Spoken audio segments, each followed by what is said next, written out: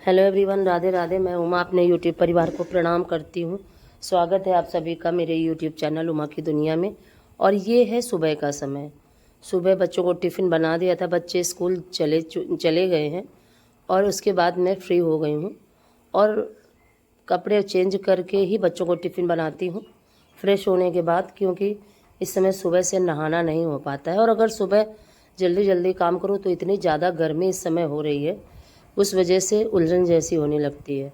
तो जल्दी जल्दी कामों को ना करके धीरे धीरे अपने काम सारे निपटाती हूँ और उसके बाद बच्चों के जाने के बाद ही घर के काम शुरू करती हूँ और फिर नहा के फिर मंदिर जाती हूँ और फिर घर की पूजा करती हूँ और उसके बाद सारे काम।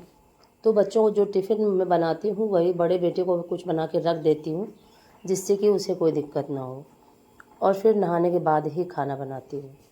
और इस तरह से इस समय मेरा कुछ रूटीन चल रहा है।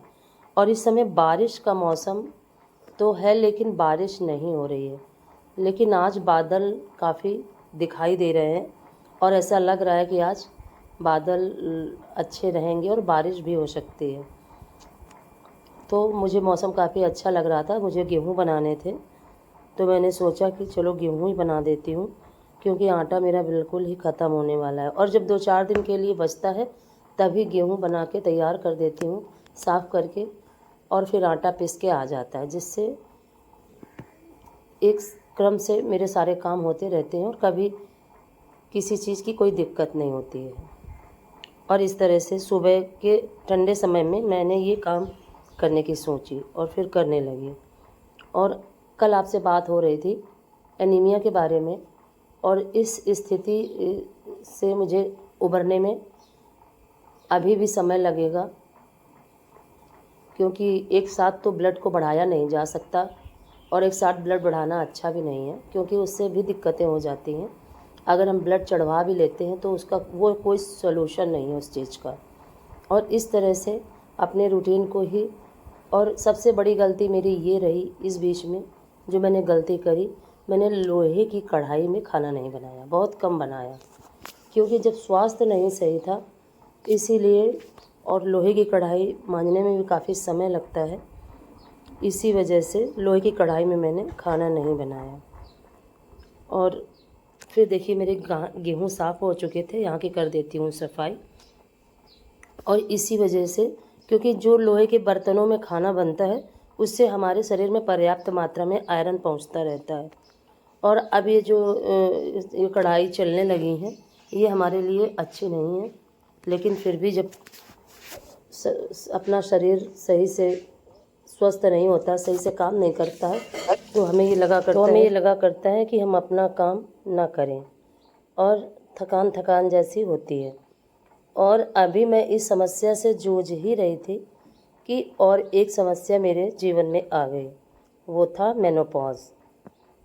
और ये समस्या भी इसी चीज़ से जुड़ी थी जो मेरे जीवन में चल रही थी, और मैं समझ नहीं पाई कि कब ये सिस्टम मेरे शरीर का चेंज हो गया, मुझे कोई भी आइडिया नहीं था। और वो सारे सिम्टम्स मुझे आ गए जो मेनोपॉज के समय में महिलाओं को होते हैं नॉर्मली। और मुझे इस चीज़ की कोई जानकारी नहीं थी कि मेनोपॉज कब आता है, कैसे आता है। सुना करते थे कि 40 के बाद में मेनोपॉज भारतीय महिलाओं में नॉर्मल है, लेकिन अपनी समस्याओं के आगे कभी ध्यान ही नहीं दिया इस विषय पे। और देखिए फाइनली आ गई हूँ छत पे, और आज कुछ पौधों की कटिंग करनी है मुझे। और जो भी सूखी डंडियां हैं, गुलाब में, गुड़हल में, जो भी सूखे पेड़ पौधे हैं उनकी आज कटिंग करूँगी। और एक गुड़हल का पौधा है नारंगी कलर का, उसके कटिंग्स को मैं कई गमलों में लगाऊंगी। और लाल कलर के गुड़हल को मैंने कलम करके कई महीने पहले लगाया था, तो जिसमें से सिर्फ 2 कलम ही लगी थी मेरी। और बारिश के समय में हम कोई भी कलम लगाते हैं, कोई भी कटिंग आप लगा दो, आसानी से ग्रो हो जाती है।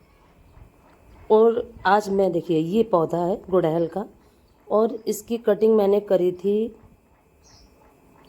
गर्मी से पहले, और सब में गोबर की खाद डाली थी और सब गमलों को काफ़ी सॉफ्ट कर, अंदर से बिल्कुल मिट्टी उनकी मुलायम हो जाए, इसलिए काफ़ी अच्छे से गमले तैयार करे थे, तभी मैंने ये गुड़हल लगाया था। और देखिए इसकी ब्रांचेज इधर उधर ज़्यादा भाग रही हैं, तो मुझे लगा कि अब इसकी कटिंग कर देती हूँ और जो भी कटिंग से ब्रांचेज निकलेंगी उनको मैं ग्रो करने के लिए लगा दूँगी। और कटिंग काफ़ी आसानी से बारिश में आ जाती है, और वैसे भी बारिश में कई पौधों की आप कटिंग करके और लगा सकते हो। और ये तो समय ऐसा भी होता है कि आप किसी भी तरह से पौधे को लगा दो और पौधा हमारा आसानी से हो जाता है। और सिर्फ एक बात का हमेशा ध्यान रखना है कि कोई भी पौधा हो, इंडोर प्लांट हो या आउटडोर प्लांट हो, उसमें पानी की अधिकता नहीं होनी चाहिए। कुछ ही पौधे ऐसे होते हैं जिसमें पानी अगर ज़्यादा भी होता है तो उनको कोई दिक्कत नहीं होती, और मैक्सिमम सभी पौधे हैं जिनको ज़्यादा पानी की ज़रूरत नहीं होती है। और ज़्यादा पानी से बचाने के लिए हमें अपने गमलों की मिट्टी को ज़्यादा से ज़्यादा भुरभुरा और सॉफ्ट बनाना होता है। और जब गमले की मिट्टी टाइट होती है, जब हम उसमें कोई भी पाँस वगैरह नहीं मिलाते हैं, और मैं तो सिर्फ गोबर की पाँस का ही इस्तेमाल करती हूँ, मैं कोई भी फंगीसाइड का भी इस्तेमाल नहीं करती, कोई भी दवा, किसी भी प्रकार की दवा का इस्तेमाल मैं अपने पौधों के साथ नहीं करती हूँ। और मेरे पौधे स्वस्थ और अच्छे रहते हैं, और ज़्यादा मैं दवा का इस्तेमाल करना भी नहीं चाहती। मैं ज़्यादा दवा के चक्कर में नहीं पड़ती हूँ। बस मुझे एक चीज़ से दिक्कत होती है पौधों में, कि जब वो कीड़ा लग जाता है, देखिए उसका नाम मैं भूल गई, कभी कभी मुझे भूलने की भी आदत है, और ये सब मेनोपॉज के समय के लक्षण होते हैं, और इनसे निकलना काफ़ी आसान होता है, सिर्फ अपने मन को बनाना पड़ता है। और जब हम अपने माइंड को अपने हिसाब से बना के रख लेते हैं कि हमें इन सब चीज़ों से गुजरना ही है, तो अपने आप हमारा माइंड जब सेट हो जाता है तो वो सारी समस्याएं बहुत छोटी हो जाती हैं। और जब तक हम इन समस्याओं के बारे में नहीं जानते हैं, तभी तक ये समस्याएं हमें ज़्यादा बड़ी लगती हैं। तो इस वजह से, और फिर उस कीड़े के लिए ही मैं कभी कभी दवा का इस्तेमाल करती हूँ। वाइट कलर का होता है, देखिए नाम भूल गई हूँ मैं, और काफ़ी नॉर्मल है वो कीड़ा, सभी पौधों में लग जाता है। और इस तरह से देखिए मैंने इसकी कटिंग कर दी, और कटिंग करने के बाद अब पौधा जब ग्रो होगा तो इसमें अच्छे से शाखाएं निकलेंगी, और ब्रांचेज जब अच्छी निकलेंगी तो उसमें फूल भी अच्छे निकलेंगे। और देखिए गुलाब के कुछ पौधे हैं जिनकी टहनियाँ सूख चुकी हैं, उनको भी कट कर देती हूँ और उनको निकाल दूँगी, तो सारे पौधे स्वस्थ हो जाएंगे और अच्छे से चलने भी लगेंगे। और इस तरह से अपने पौधों की हमेशा ही देख रेख करती हूँ, और कोशिश करूँगी कि आप सभी के साथ थोड़ा थोड़ा वीडियो शेयर करती रहूँ। और अब बात करती हूँ आपसे मेनोपॉज की। और इसमें बहुत सारी समस्याएं हमारे शरीर में हो जाती हैं, और उसमें सबसे मेन समस्या है हमारी पाचन तंत्र का बिगड़ना। हमारा पाचन तंत्र बिगड़ जाता है, और जिससे कि हमारे शरीर में बहुत सारी दिक्कतें हो जाती हैं और हम समझ नहीं पाते। और मुझे ये सारी दिक्कतें तो मेरे साथ चल ही रही थी, और उसके साथ जब मेनोपॉज की समस्या जुड़ी तो मुझे और भी ज़्यादा दिक्कतें बढ़ गईं। और चूँकि मुझे पता नहीं था इस विषय में, तो उस चीज़ को मेरा माइंड समझ नहीं सका, और मेरा दिमाग इधर उधर घूमने लगा, और मैं ज़्यादा से ज़्यादा परेशान होने लगी। मैं इतना ज़्यादा परेशान होने लगी क्योंकि जो भी चीज़ें मेरे साथ हो रही थी इससे पहले कभी नहीं हुई थी। जो भी शरीर में मेरे दिक्कतें हो रही थी वो इससे कभी पहले नहीं हुई थी। तो मुझे इन चीज़ों का ज्ञान भी नहीं था, और कभी किसी से इस विषय में कोई बात भी नहीं हुई अपने बड़े से, कि मैं किसी से बात करती तो मुझे पता चलता कि इसके सिम्टम्स क्या होते हैं। और इन सिम्टम्स के साथ मैं अपने को इतना ज़्यादा परेशान करने लगी कि मैं ना किसी के साथ शेयर किया, ना किसी से बताया, और इतना परेशान होती, रात रात भर सोने में दिक्कत, बहुत ज़्यादा समस्याएं मेरे शरीर में थी पहले से ही, और उसके बाद और भी ज़्यादा दिक्कतें हो गई। फिर मैंने डॉक्टर से सलाह ली, तो मुझे याद आया कि मेरी मम्मी ने हमसे बताया था कि डॉक्टर ने ये बोला कि ये इस उम्र में ये सब चीज़ें नॉर्मल बात है।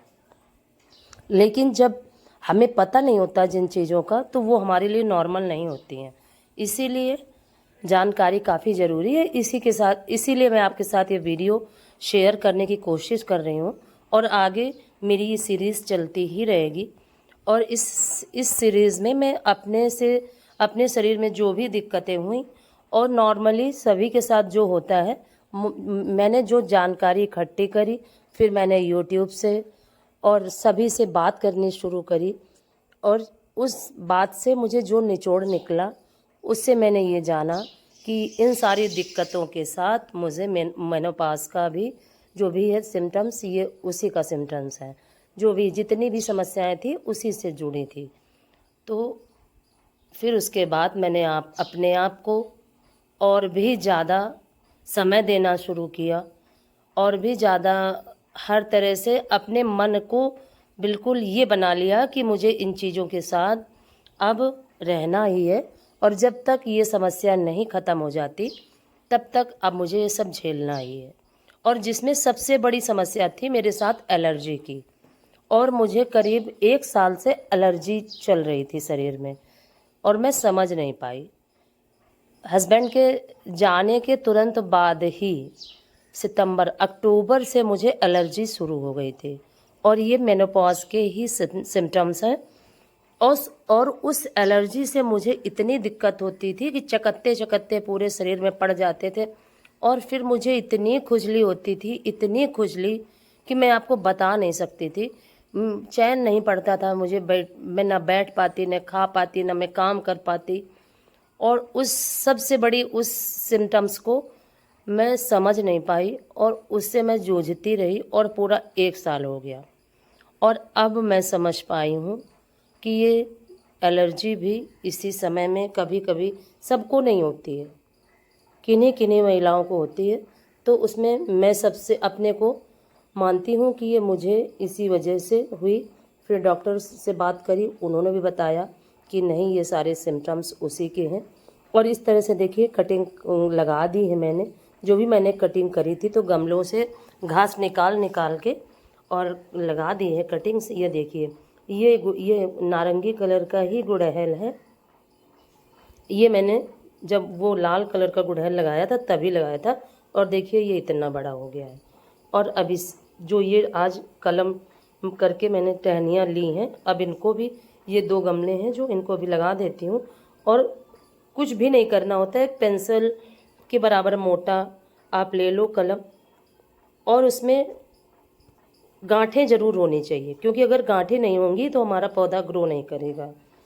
और अगर गांठ नहीं होगी तो उसमें से नए ब्रांचेस नहीं निकल पाएंगे। तो गांठ ज़रूर होनी चाहिए, और पेंसिल के साइज़ का और उसी तरह मोटा अगर आप कलम लेते हो तो आसानी से लग जाता है। अगर मेरा वीडियो आपको पसंद आए तो लाइक करें, चैनल को सब्सक्राइब करें, बेल को ज़रूर प्रेस करें। प्यारे से कमेंट के साथ मुझे अपना आशीर्वाद और प्यार इसी तरह से देते रहिए, और इसी तरह से सपोर्ट करते रहिए। मैं आपके साथ नए नए वीडियो इसी तरह से लाती रहूँगी। धन्यवाद।